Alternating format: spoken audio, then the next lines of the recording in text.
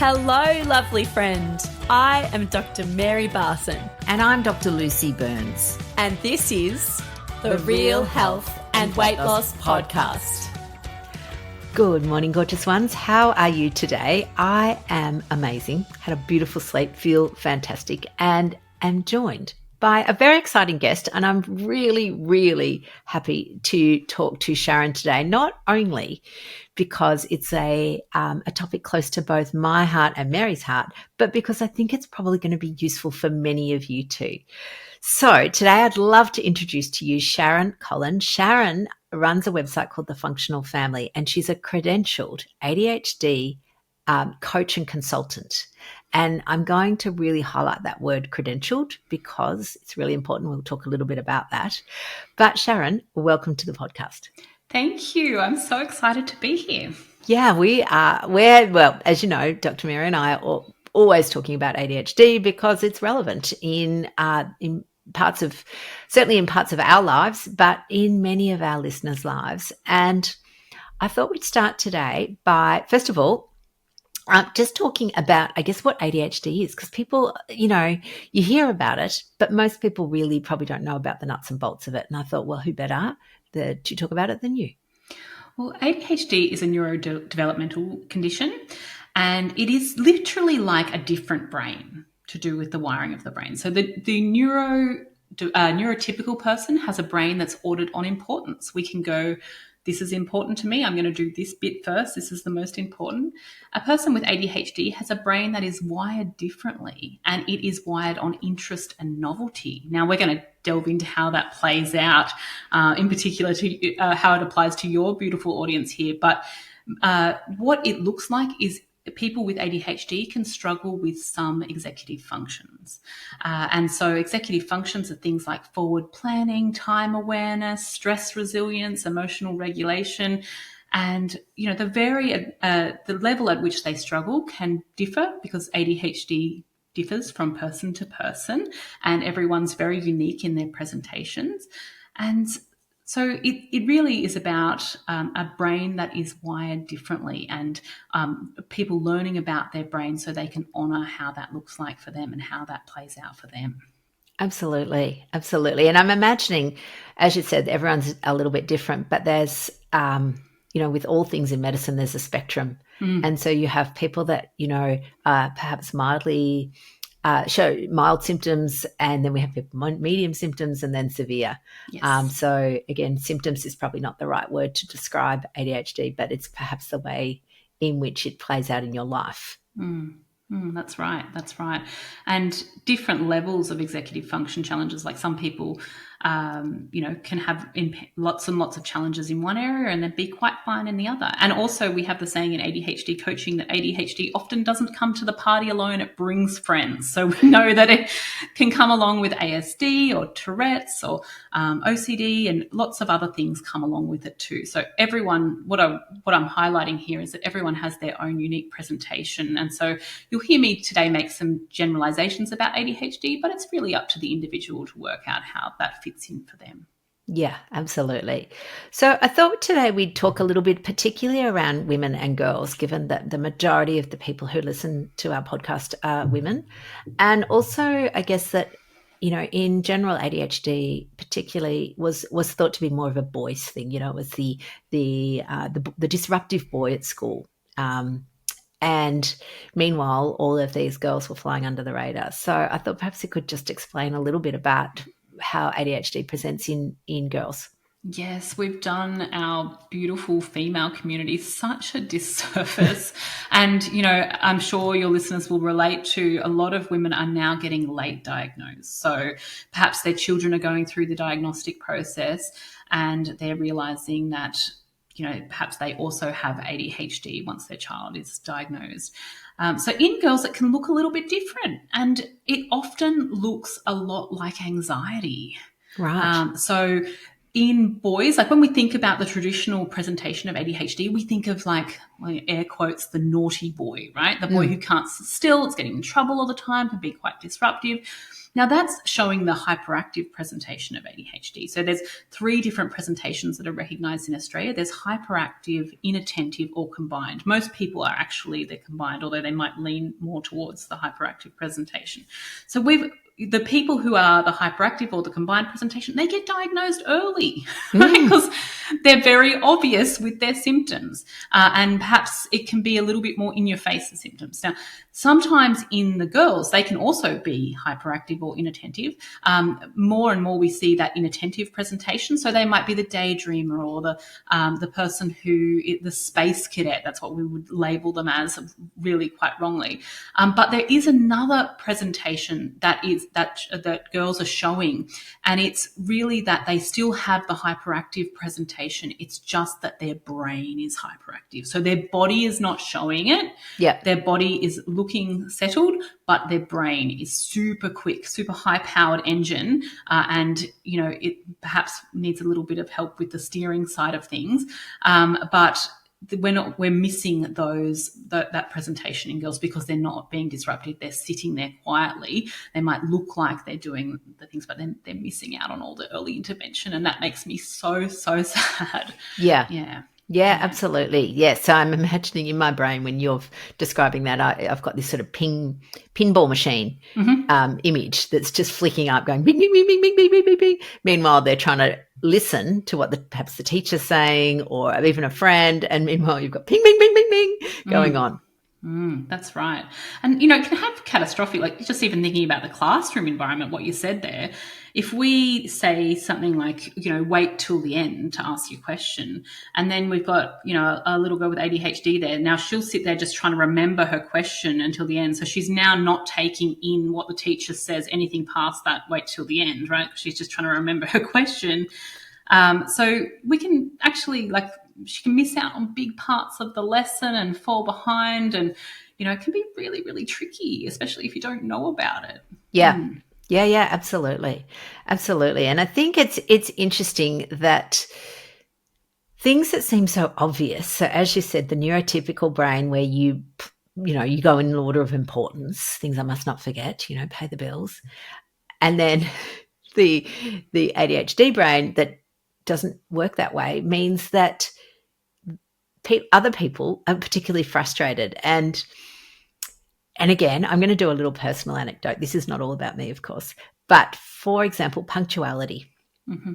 So I have a nickname, Last Minute Lucy, or Lucy's always late. There was always this late Lucy, last minute Lucy, and, then eye rolling because, I'd be flying in the door 10 minutes late, no matter what. Doesn't matter what. And my neurotypical husband would just say to me, just work backwards. Start at the time that you have to leave, and then you map it all out. And I'm thinking, it seems so obvious, but it never seems to work like that for me. And I think that then you get labelled, as lazy or that people think because you're late that you're not important to them. And so there's this then miscommunication that happens, or people assign meaning to whatever's going on, and then that then has impact on your life. It's one of the really, really challenging executive functions and I guess people don't realize how hard it and how much work it can be for someone with ADHD to do that sequencing backwards. That can be really tricky. That's a whole lot of energy that they're putting towards that. So, it can definitely be an area that causes people a lot of grief. Yeah, I know. And it can be expensive when you miss flights. Yes. That sounds like it came from personal experience. Possibly. Yeah. So, I mean, there's obviously social consequences of particularly having undiagnosed ADHD, but there's also some health consequences that can come along with the diagnosis, or particularly the undiagnosed brain. Mm-hmm. And I thought we'd talk about a bit about some of those today, and particularly say, in your experience, Sharon, what you've seen with your cohort of people. Mm-hmm. So firstly, I wanted to preface this by saying that exercise or high intensity exercise is actually a really good management strategy for ADHD. So yeah, great. The research shows that it's like as effective as medication in some cases. So like just flagging that as a, possible health benefit, and possible treatment plan. A lot of people that I know, particularly women, are very, very good at getting their exercise in with ADHD because they've somehow along the line worked out that it is great for management and great for their stress and their anxiety and all the stuff that can come along with ADHD. But ADHD does bring some unique challenges when it's coming to looking after your health because I'm sure that your lovely audience would know the amount of executive functions that come along when you are thinking about changing and making any sort of lifestyle change. So we've got forward planning here. So you need to plan what you're going to eat, where you're going to shop, what you're going to prepare, who you're going to prepare it for, different amounts, like all of these things. We've got time awareness. How long is these things going to take? Like sometimes it gets to dinner time and you go, oh, I need to eat right now, but now it's too late to make the right choice because I'm overly hungry. A lot of the time people with ADHD miss out on hunger cues due to hyperfocus and things like that. So then by the time they do get hungry, they're past hunger, like they're now into hangry. And even triaging and working out, the sequence of, what I'm going to be needing to do this meal plan and what I'm going to need to be able to pull this all together and meal prep and all the stuff like that. It can cause people a lot of snags. Yeah, absolutely. And in fact, I often talk a little bit about the idea that it's all very well to have meat in the freezer, but you've got to remember to take it out. And Totally. those are the sorts of things that just require that next level of, some prompting, I guess, some skills, something to remind you to do it. Whereas, again, a neurotypical person doesn't, they're just, I don't know, again, it feels like magical thinking to me. They just know that in the morning they've got to take out the mince from the freezer. And, it can be something even bigger than that too, because we now with ADHD, we've got things like sensory profiles. So, wanting certain mouth feels, food avoidance because of the way a food smells, tastes or has that feel. We've got impulse control, like that's a fundamental part of ADHD. So just wanting it now, getting it now. But also, coupled with that, with the executive function challenges, like we spoke before, can be like the bit that I wanted to mention there was that when you start a new program or you start a new healthy change, that's got novelty. So what does the ADHD brain do with interest in novelty? We go really well, right? Yeah. So we've got that ignition, we're all inspired, and then ignition, that novelty wears off, and now we're into the momentum stage, and that momentum stage can be a real problem, can drop off. So we get people that will start with great gusto, but then lose it a couple of weeks in once that novelty's worn off. I'm really excited about exploring some ways to support people with those too.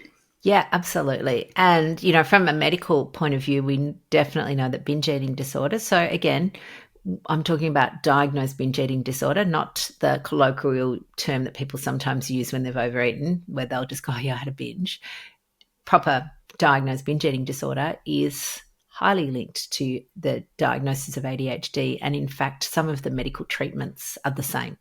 So always interesting when you've got a medication that seems to fix two different problems that seem unrelated until you dig a bit further and you go, oh, maybe they're related. Interesting. So, so that's super interesting. And again, from our point of view, we know that people with binge eating disorder, again, untreated, end up often developing insulin resistant, so obesity, type 2 diabetes. And their only tool to manage this is to tell themselves not to do it. Really an effective tool, and the majority of people that just rely on that are uncured. So, definitely needing tools. And I guess it's the same with ADHD. It's just, the idea that you just tell somebody, I will just be more organised or just be on time. Like, do you think they've never thought of that? Yep.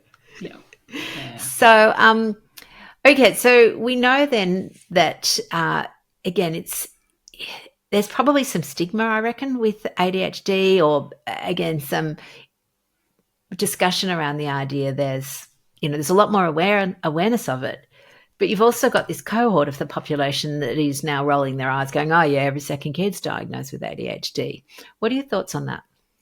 I think, well, I get lots of comments about ADHD because for some reason ADHD is one of those conditions that people feel like they can have a very strong opinion about without knowing anything about it. Yes. So I do get a lot of comments about it. And being a mum of 3 boys with ADHD, I do get the odd comment in the supermarket and things about, oh, that didn't happen in my day and that child just needs some discipline and all of those sorts of stupid things that people say. But the world is changing. Like, we are getting better at understanding ADHD, but there still is a whole lot of hang-ups about it. Like, people still think that you can grow out of ADHD. Now, you absolutely do not, right? You can develop ways of managing it. You can develop strategies to assist yourself. You might even mask it pretty well if you're a female, because most females are expert maskers. But you don't grow out of it. It's there, right? Yeah. But what I do want to say is that executive function skills are like a muscle. You can build those, right? Yes. One of my favorite analogies, and this might be helpful for people, is that is my Spider-Man analogy, right? So Spider-Man is, he develops the webbing thing that he can web. But at the start, he's a bit chaotic with it, and he webs himself, and it's just, he doesn't know how to control it. So he goes away and he goes to this industrial area and he practices it until he learns to use it to his advantage. Now, this is how I view ADHD. You can absolutely web yourself with it, right? It's got some challenges, but once you know how your brain works and you understand what's going on for you, you can use it to your advantage. We can build executive function skills. That's what I do every day as an ADHD coach, right? We help people build executive function skills. So instead of, if you're a person listening to this and you have ADHD and you're thinking, I should be able to, why can't I? You're just beating yourself up. Like, why didn't I follow that? I should. And you've got that language going on in your head. That we need to flip that. You don't need to try harder. Yeah. You are trying hard. You're trying hard enough. Yeah. What we need to do is try differently. So how that looks for you is the bit that we need to discover. We need to have a tailored, different approach for people with ADHD. So they stop doing the shoulds. They stop doing that, why can't I? Because all it does is just shut you down and overwhelm anyway, and then you can't progress forward. It's like thinking through mud. We need working out ways to engage and bring interest and novelty back into your brain so that you can do the thing. And how that looks like is the cool part that we get to discover together. Yeah, I love that. And again, you're right. I mean, there's some really, particularly, that the ability to hyper-focus. I just look at that and think, I think that's how I got through medicine, because I could just hyper-focus for large periods of time, but not for long periods of time. So, I couldn't do it for months, but you do long, short, sharp bursts and yada, yada. And it was great. And keeping it interesting and all of those things. But boring things like doing your tax return. I would really encourage, what you just said about medicine then. Like, I kind of view people with ADHD like sprinters, right? They're supposed to be all in for short periods and then pull back. Right? Yeah. They're not supposed to be marathon runners. Yeah. They're not supposed to do consistent things for long times, right? So once you know that about yourself, that's cool, because you can organize your next sprint. You don't have to be the marathon runner. And using that hyper focus, just like you did for medicine, what an incredible gift. I think someone with ADHD in a hyper focus will get more done than a neurotypical person. Yeah. The same thing will take them such a shorter amount of time in a hyper focus. What an incredible gift. And people with ADHD often have the best ideas. Their brains are ideas factories. They can think of things that I would only ever dream of. The way that their brains look at problem solving, but also with pattern recognition. Yeah. It is spectacular. It is something that we need to celebrate as well. Yeah. And that's what I think is important, because everybody talks about all the disadvantage of, you lose everything and you miss planes and you're late to everything and you feel chaotic and your desk's a mess and, somehow a messy desk feels like a moral failing. But as you said, all of the great probably the great visionaries, the people with all the ideas, the people that are inventing, things that the internet, all of those people, that they've probably, got some form of, they certainly don't have a neurotypical brain. Yes, yeah. Well, if you think about it, there's a lot of research coming out now about ADHD in terms of what we were like in tribes. Yeah, and, right. Like if we go back to because we know ADHD is genetic, it's passed down. So we're thinking about, they're doing lots of new studies about, where it came from and how this, the genetic links. And they're showing now that if we were back to living in tribes, that the people with ADHD are the people at the front who are the risk takers and driving the tribe forward, right? They're the ones who are, their nervous systems are designed to scan for safety. They're looking at people with ADHD usually have very good peripheral vision. They notice things that people with neurotypical people don't. They're scanning for safety, which makes their nervous system heightened, but their skill is to do the scan. And so they're out the front, and they're also programmed to take risks, right? Which when you look at both of those things, very good entrepreneurial traits. Yeah. So they were actually part of the tribe that was supposed to be there. Now, the only problem comes about when we're expecting them to sit quietly in classrooms. That's not really what they're built for. Yeah, they're built to be out there exploring and pushing the limits and and scanning for safety. So there is some new exciting research coming out about that, actually. It's big in our industry. People are talking about it at the moment. Oh, fantastic. Good. I love that. Now, just to move, change track slightly, is understanding the link with menopause and perimenopause, and then the diagnosis of ADHD. What have you got much research or talk about that at the moment?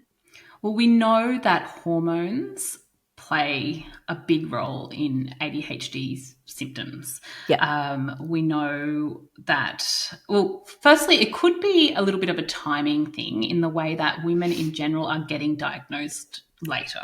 Yes. So we're getting diagnosed after our kids get diagnosed, or we're getting diagnosed as we go through different life stages. So perhaps because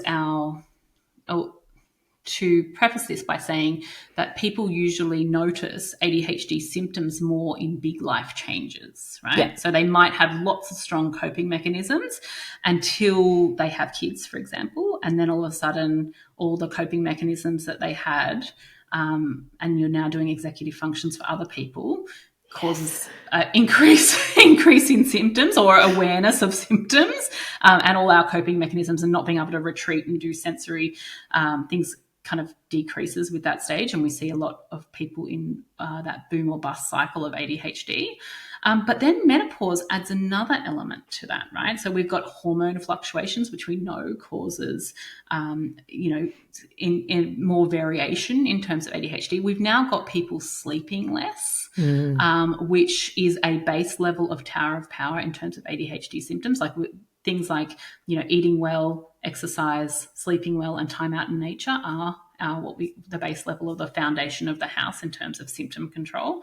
And so it's got a few different areas that I'm thinking could really be impacting women of this age group. Number one, we've got more awareness around it. So I wonder how much people are saying, noticing more of the ADHD side of things, whereas before we were like, oh, it's menopause, it's my brain, Yeah. whether it's actually kicking into gear with that hormonal fluctuation for our beautiful menopause and perimenopausal women. Yeah, absolutely. And look, I think that, female hormones, in particular progesterone, is a calming hormone. So when you get, when that starts to decrease, you lose whatever calming effect you had. So therefore unmasking some of the other, ADHD symptoms that perhaps you are able to mask better. And as you said, we know this with any neurological or psychological thing, because their brain, if you're not sleeping, then whatever it is, doesn't matter whether it's anxiety, depression, ADHD, ASD, any of those, they're always going to be worse when you haven't slept. Definitely. So again, so we've prefaced this conversation with, yes, there are lots of things that are tricky with ADHD and things that can be, seem simple to people, particularly the planning thing, just plan. And then we know that there are some superpowers that can come with ADHD, so it's not all terrible. But what we want to do, I guess, is work out, well, what do we do? How do we manage it? So, and, the thing at Real Life Medicine we talk a lot about is that it's not an either or. It's not this or that. It's not medication or no medication. It's this and that. So this being lifestyle stuff, which is, again, we do that a lot for health. Sharon, you're an ADHD coach. So I'm imagining that in your neck of the woods, that lifestyle components and skill development is your bread and butter. Mm-hmm. Yes. Yep. Yeah. So, and I think sometimes people, and again, I would say I would use say stress management, for example. Lots of people think that the way to manage stress is to have the absence of stressors. Like that's how you manage it. If my life wasn't so stressful, I wouldn't have any stress, is what I hear all the time. And the only stress management tool they have is to go on holiday or quit their job or remove the external stressor. But it's actually just sometimes a skill shortage. And so I think the same with ADHD. It's executive functioning can either come naturally or it's a skill you can learn. Exactly. Yeah, that's true. You can build it. It's a muscle. If it's okay with you, I'd love to go through a few things that Sure. Might help our beautiful listeners. And to be honest, these strategies actually work if you have ADHD or not, because everyone to some level has levels of executive function impairment, right? Like we all have skills that we can develop around these things. Yeah. Excellent. Yeah, I'd love to hear. I'd love to pick your brains. What have you got for us? Well, I think my first one, which is quite obvious, is actually to learn as much as you can about ADHD, because I feel like we all are consuming lots of content, right, about ADHD, especially if you're in the ADHD space, and there's TikTok and there's all these videos, but a lot of it isn't accurate, and we want to make sure that people are getting good quality information about ADHD. But it's more than that. It's about learning how ADHD looks for that individual. Yes. So whether it be via a psychologist who has an interest in that, whether it be with your psychiatrist, whether it be with an ADHD coach, really understanding how this plays out for you, right? Yep. So we know it's a spectrum. So looking at it and going, okay, how does this actually look like for me? What does my brain do here? Yeah. To understand clear triggers as well. So, I'm trying to do this, healthy lifestyle, sustainable change. When this happens, what happens for me? What am I running? What stories am I running in the background for this? So to come at it from a position of power, but also from a position of compassion, because there's going to be extra challenges for you with ADHD. You're going to have executive function skills that we're going to need to build for it. And that's okay. It's completely possible. The next one I wanted to talk about is there's some certain patterns of thinking that come along with ADHD. And I want to see if any of these resonate with your audience. So we tend to have very extreme patterns of thinking. So it's like an all or nothing approach, right? Black or white. Yeah. So we're either on the diet or on the lifestyle change, or we're off. Completely. Yeah. I call it, I have a little analogy of where you're driving down the road and you're either on a bender, eating everything in sight, or you're perfect, doing everything perfectly. And you career down the road of life, rah, rah, rah. And that really what we want to do is get you in the middle with a bit of lane assist. Yes. And so it's really working out strategies to recognize that middle of the road. Yeah. Right.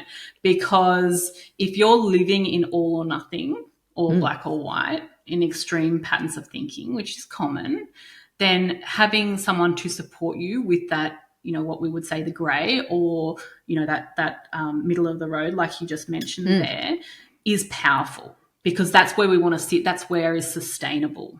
Yeah. We don't want to do the boom or bust cycles that come along with our beautiful, particularly women with ADHD.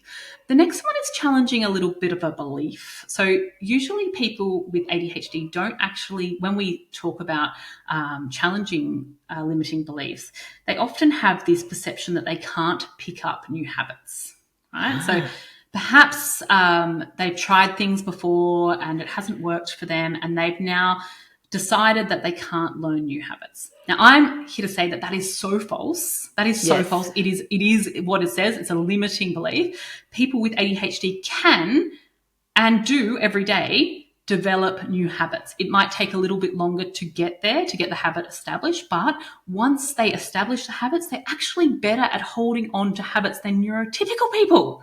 So awesome. Think about it. We didn't all just instantly get born knowing how to drive a car, right? No. We learnt how to drive a car, and at the start, it was a lot of energy because we had to check all the mirrors and the seatbelts, and there was lots of competing stimuli. But now we drive a car, and I'm thinking about what I'm going to make for dinner. I'm thinking about calling that friend. I'm like doing lots of things at the same time. That is a skill that we have learnt. Same as like using a phone. We never had phones growing up.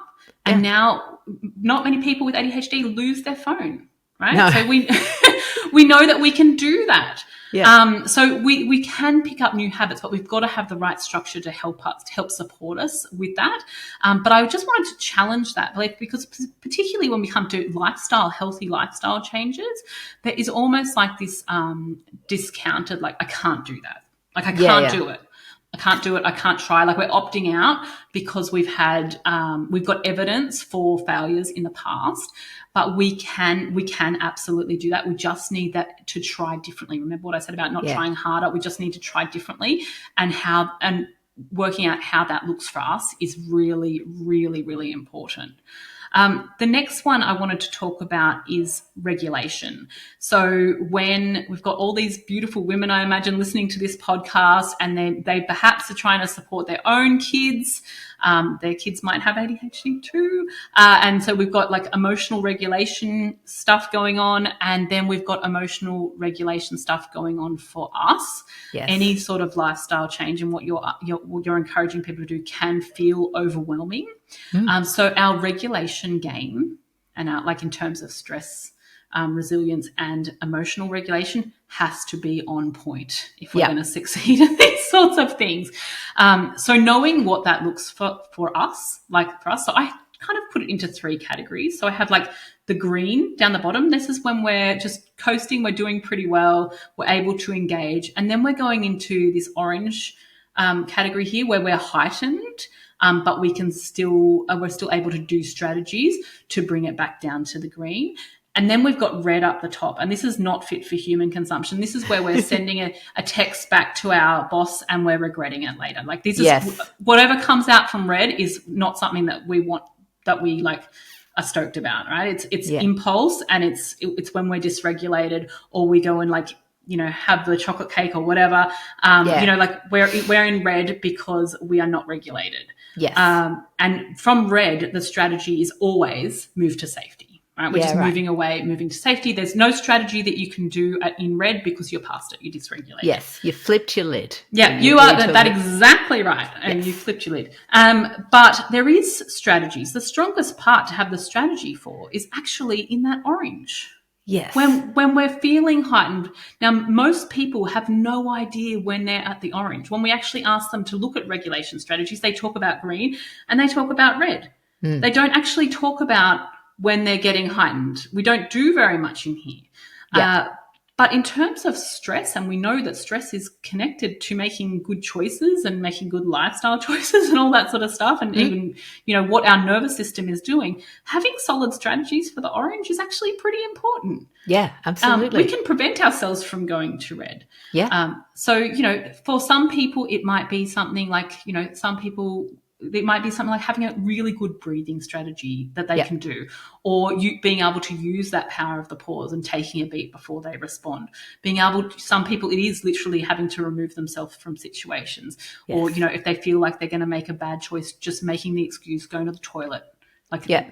you can get out of there. Not responding straight away, just saying something like, I've heard what you said, I'm going to get back to you. Like all of these things are great orange strategies to buy you a little bit of time so you can do what you need to do to regulate. And if people are curious about like the type of regulation strategy, ice in a bottle of water is a great one that you can do that no one picks up on.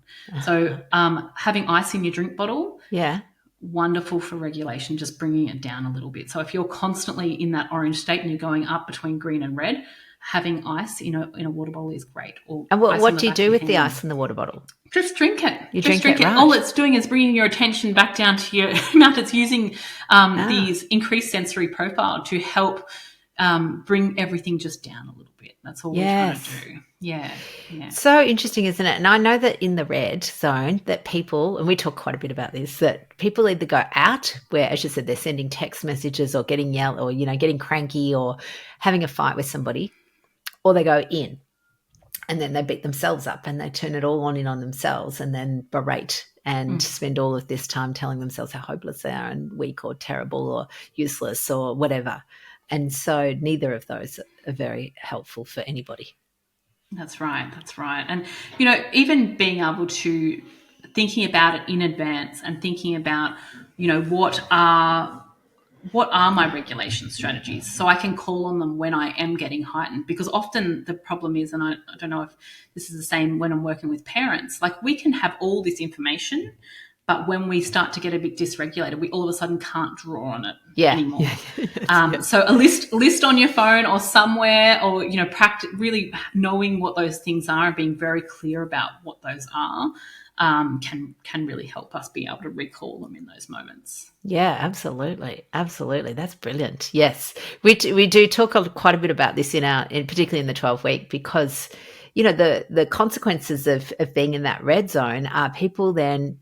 The skill they've got to regulate, as you said, is either, barking at somebody or angry eating, and they're off munching biscuits like crazy, or they're drinking wine to settle. And, neither of those, again, one biscuit's no big deal, but, when you eat packet after packet to deal with your emotions, it becomes a big deal and ends up with some health consequences.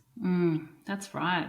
So there's lots and lots of power of knowing how that looks for you in terms of like, is this a good choice for, like my long-term health versus like immediately, like that's that instant versus delayed gratification that people can really struggle with, particularly for ADHD, because we have the now or not now concept, right? Like it's either like what's happening right now, not now could be forever away. So they're trying to make choices later. Based on not now. Later is never. When is later? Yeah. That was my mum's favourite saying. Tomorrow never comes. I think I must have probably said that. I'll do it tomorrow. Yep. Yeah. Interesting. Oh, so they're great techniques. Yeah, it's good to just know, and to have explored this, and whether you write a list or have somewhere that you can think about what they are, because it's so much easier to recall them if you literally know and you're not trying to draw on new strategies, because you won't be capable of drawing on the new strategies when you're dysregulated. No, absolutely. And then for me, I think some of the practical things that I just do is to automate as much as I can in my life so that I don't have to remember, particularly the boring things. So, all of our bills, phone bills, all of that stuff's automated, the City Link or whatever it's called, because I look at an email, it comes in, it goes, your City Link's due, and I think, I'll do that tomorrow. And I have a few a meat subscription that arrives every month, and I don't even change the order; it just arrives, and it's vacuum packed, so I don't have to freeze it, because then I'd have to remember to unfreeze it, and it just sits in the bottom of the fridge until the next lot, until and I eat it, because every 4 o'clock every day at 4 o'clock, when I think I must start thinking about dinner, I can just open the fridge and there's something there. Perfect. As opposed to thinking I better think about what we're going to eat next Wednesday. Because then I go, that's in the future. I'll deal with that later. So interesting, isn't it? Different brains, brains, and having really, really easy strategies. So, I love that. Have you got any other easy ones that you recommend for people? Well, I love what you just said about having things on direct debit and stuff like that. Like we we want to honor what strengths people have, because there's so many with individuals with ADHD. There's lots and lots of incredible strengths, but we want to make sure that we're not leaning into the challenges too much, right? So we set up systems to work with where the strengths are. So it's something like, even as simple as meal planning, trying to maneuver someone into a really rigid meal plan of this, like, how you said, like, you're thinking about it at 4 p.m., like what's for dinner, but you've got options there, right? Because you've done the meat planning. But some people try and maneuver people with ADHD into these really rigid, like these Tuesdays we have this, Wednesdays we have this. And it can often require a whole host of executive function, right? Because you've got to get the stuff out of the freezer, you've got to have that stuff in the fridge. Like it can be a problem. And then I don't know if you've ever noticed this, but people with ADHD usually hate being told what to do. And so they're then rebelling against their own system, even if they're rebelling against their own thing that they've put into place. So sometimes it can actually be better to have a bit more of a flexible approach, which is what you said with the meat subscription that works out well, because you've got options. So you can actually check in with yourself that these are the meals that I have regularly. If we're talking about healthy lifestyle stuff, these are the meals that I have. These are the ones that I have when I don't have any time during the week. These are the emergency ones when crap hits the fan. Right? So these are the ones that I can pull out when days aren't, the days didn't go to plan. And here is like some extension, or what we call wildcard ones, that I like when I have a little bit more time and I want to do something new and novelty. You've got those, but you haven't assigned them to any of the days of the week. You've just got the ingredients for those. So you can afford to be flexible based on how you're feeling, what has happened for you during that day, and utilize things that you can automate, like the Woolworths online shopping list. If you've got those, automate it. Do not go into shops unless you absolutely have to. If you ever see me in there, something's gone terribly wrong. Because the amount of energy that will suck from you sensorily, and also like the amount of planning and things it takes to walk around in there, especially if you've got children, you just don't need to put yourself through that. So having a list that is already created, that you're just clicking off what you don't need, there's so much power in that. Conserving your energy for the stuff that you are good at. Lean into your strengths, the stuff that you are amazing at, rather than wasting time trying to, lean into something that you could easily outsource or automate or have a different structure around. Yeah, absolutely. And this is, we have this it's an easy formula for meal to sort of cover all your nutrition. We have this thing where you pick a protein, and that can be, meat, fish, eggs, dairy. You pick some veggies that you like. Don't bother eating ones you don't like. You add some fat if the protein's lean. So that'll be some, again, it can be olive oil or butter, avocado, nuts, whatever. And then some flavor to make it interesting. And for me, the flavor, because in the past, flavor's always been tricky, because, you have to chop herbs, or you have to measure out 59 different, paprika and all this stuff. And now there's a product called Mingle that make, they're all there. Like the meal bases are all there. So it just then makes it easy, because I can decide on the day, do I want Mexican or do I want Indian? Or what about Thai? And I can use the same food and have a completely different flavor, which totally suits my brain. Oh, I love that so much. You've got interest and novelty there. Yeah. And and exactly the same amount of effort. Like, you're not actually adding anything or having to measure anything out. Yeah, I love that. Yeah, no, it is. It's, I often talk about this. We had a horse trainer once when we had a naughty little pony when Ella was 8, and we took her to this guy called Dan Maloney, and he had this great phrase, which was make the right thing easy, make the wrong thing hard. So, we sort of prefaced it to make the helpful thing easy and the unhelpful thing hard, because we know people are already beating themselves up, so it doesn't have to be a moral judgment, but it's the thing that you want to do, the thing that you know that you want to do, you want to eat well, make that easy. If you don't, if there's stuff there that you don't want to eat, make that hard, make it harder. Doesn't mean, again, our clever brains, we can always jump in the car and drive down the shop if we really want to. But it gives you time to that pause that you mentioned to consider your decision and decide, is this really what I want to do? Or had I just flipped my lid and I was operating in the red zone and I don't really want to do that actually now that I've thought about it. Love that. Yeah, the distance enforces the power of the pause, doesn't it? If we can Indeed. just make it a little bit harder, it causes us to have that pause. And it's okay if we don't pull it off every time. We don't have to. We don't. Like as you guys promote, you don't have to be perfect all the time. But if you know that this is an area that you stumble, instead of hitting your head against a brick wall, wishing it was different, why saying things like "I should be able to" or "Why can't I?" What scaffolding can we put in place for you to help you achieve what you want to achieve? Yeah. Like it's all about honoring that individual. If they want something, what scaffolding can we do to help them get there? Yeah. Yeah, I love that. It's brilliant. Oh, Sharon, this has been amazing. And so I guess, the summary of all of this, as we know, is yes, there are definitely people that need and require medications to help with ADHD, and they need a diagnosis. And, in Australia, that's a little bit complicated. You do need a pediatrician if you're a child, and you need a psychiatrist if you're an adult. And navigating that space can be a bit tricky. But, again, there's a lot more awareness about it now, a lot more awareness within general practice communities. So referrals are sort of a bit more free-flowing. Psychiatrists are a little bit like hen's teeth, but again, just keep persisting. But it's not this or that. It's this and that. And the that being these lifestyle things that you've mentioned and developing skills. Mm-hmm. It's just a skill shortage. It's not, you're not defective. You just, it's like some people can naturally paint and other people learn to paint.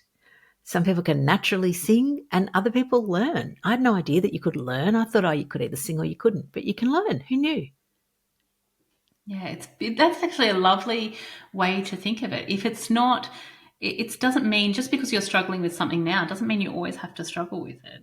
No. It means that it's just a lagging skill and we can develop skills around it. That's what life is. Indeed. Right? Indeed. That's the exciting part. We can learn new skills. We can develop systems that work for us.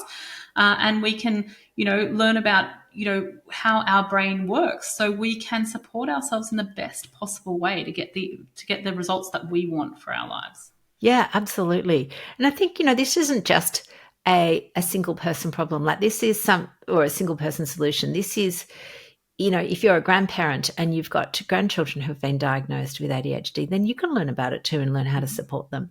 If you're a mum, you can learn how to support your children or yourself or your partner or your best friend or anybody. Like it's all bringing that awareness. This is a community thing that we can all learn to develop and support people rather than I know, as I said before, you feel sometimes like you're judged or you're a bit hopeless because, you forget to wash your towels for 3 weeks. And it's really not about that at all. It's just about learning some different systems. That's right. So, Sharon, if people want to contact you or, follow you, where do they go? So the best place is my website, so thefunctionalfamily.com. I've also got a podcast, which you guys are going to be on soon, which is exciting. Yeah. It's called ADHD Families Podcast. And there's on socials, I'm at The Functional Family. And there's lots of free resources. There's a free support group. There's lots and lots to get involved with and information. I do free training every year. Feel free to have a look and check it out and see if you want extra support.